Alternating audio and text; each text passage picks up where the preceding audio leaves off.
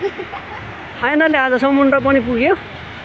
Just पहिलादेखि नै एकदम भिडियो बनाउन मन थियो, तर बिचबिचमा ग्याप भयो। म गाडीमा भएको कारणले गर्दाखेरि अनि अनिरो भएको कारणले गर्दाखेरि म यसमा देखिन पनि सकेन। अहिले चाहिँ जस्ट म चाहिँ छोटो भलक्क छ है समुद्रमा पुगिसकेको छु। एकदमै रमाइलो भइरहेको छ, एकदमै ग्रुप पनि टन्दैछ। हामीहरू पिकनिक जस्तो पनि भएको हो आज, अनि त्यही भएर खानेकुराहरू पनि यतै बोकेर आएको छ। वनभोज भन्छन् सत्त पुग्दाखेरि, त्यस्तै नै भन्नुपर्छ। म त टक्क यता छ है, यता छु म चाहिँ। अनि यता रमाइलो गर्दैछ। कतिपय साथीहरू फोटो सोटो खिच्दैछ, कतिपय उतातिर छ। सबै आफ्नै आफ्नै पारामा छ। म चाहिँ अहिले समुद्रको छाउमै छु।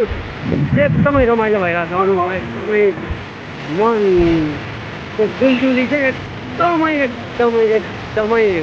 खुसी नै छाएको छ भन्नुपर्छ है।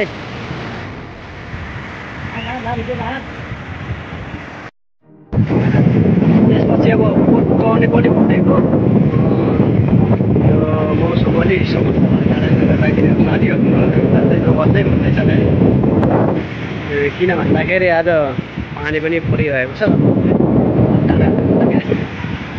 टक्क त्यस्तो अलि भनेको जस्तो भइरहँदैन।